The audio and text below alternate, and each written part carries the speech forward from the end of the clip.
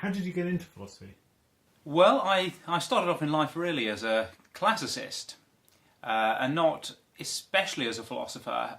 So I was good at Greek and Latin, and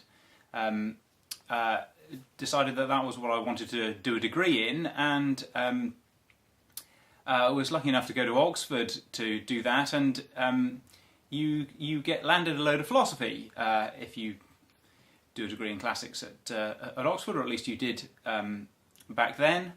No, that wasn't wholly unwelcome. I'd done a bit of looking at things like ethics of life and death, and was interested in how one should live one's life, or how one should deal with difficult ethical questions. But I really started off doing classics, and kind of got sucked into philosophy that way. So you said you were lucky to go to Oxford. Why do you think it was luck?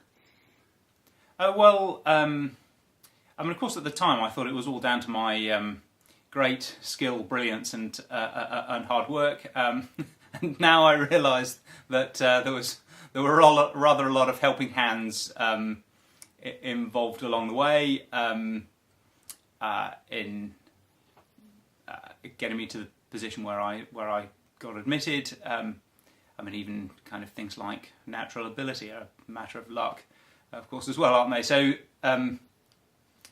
yes, I kind of regard that as, obviously I wasn't passive in the process, but yeah, I look back with kind of gratitude at the way that turned out. Funnily enough, it's not the only area in which I just landed very, very well. So I got very good advice around where to do my PhD. People directed me strongly to go to St Andrews for the work that I wanted to do, and to hook up with Sarah Brodie as my supervisor. And that just, I'd scarcely heard of her at that stage of things, and really had no idea how one should choose a place to do a PhD. Tonight you're going to be talking in our London lecture series on the passions and the emotions. I wonder if you could tell us a little bit more about what you're going to speak on. Yes, so I've been interested in the emotions for quite a long time. I started to get interested in those actually here in London. I did my MPhil at King's College, and did my supervision with the late Peter Goldie, who was a huge encouragement and inspiration actually in developing an interest and an understanding of the emotions. And so what I'm going to focus on in this lecture is the persuasive use of the emotions. And in a way, this is one of the major themes in the beginnings of theorising about the emotions within Western philosophy. The discussion of the passions within particularly Plato and Aristotle, a significant proportion of it is around rhetoric and the use by orators of the emotion arousal, of emotion arousal as a device for persuading people of things, persuading people to believe things, persuading people to do things. And it gets theorised in that context most systematically by Aristotle.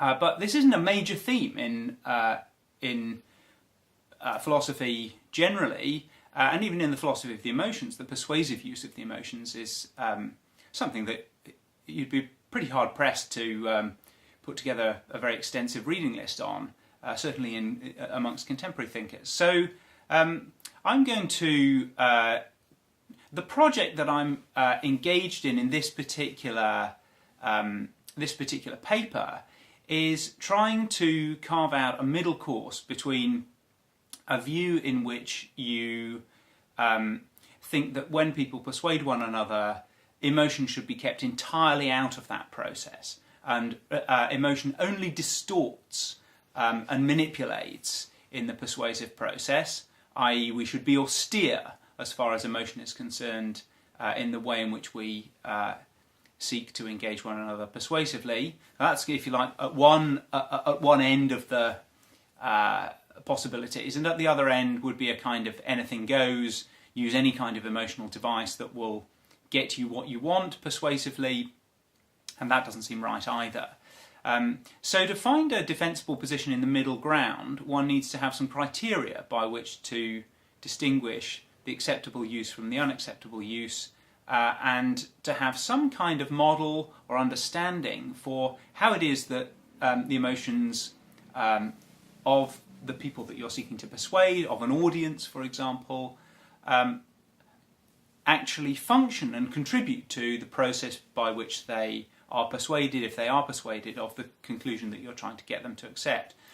So that's what I'm trying to make sense of the process, but the ultimate goal is really a normative one of trying to understand what we should say about the difference between the cases where that happens legitimately and the cases where it's objectionable because of being manipulative or disrespectful or in some other way problematic. I suppose the obvious question is what rhetorical tools do you think you're going to marshal this evening in order to persuade the audience about your thesis?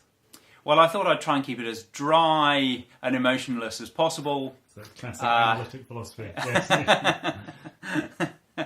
Yes, I obviously I'll try and lower people's defences with some jokes, and then they'll be ready to accept whatever I say to them.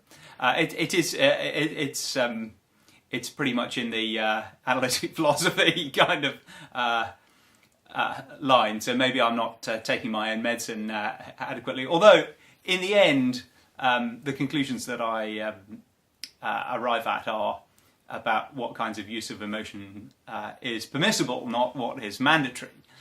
Related to this, do you think you're more persuasive in this forum, which has been described and critiqued as being excessively macho in the seminar rooms and so on, because you're a man? That may well be.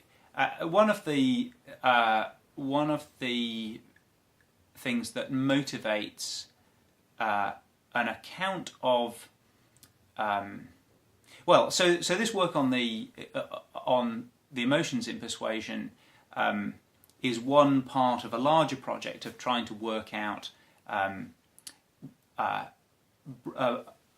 broad set of normative views around how persuasion should be conducted, and that covers all sorts of different areas: the use of the arts in persuasion, the use of personal credibility, appeals to be trusted, the way in which one cultivates the critical uptake of one's views and persuasive devices.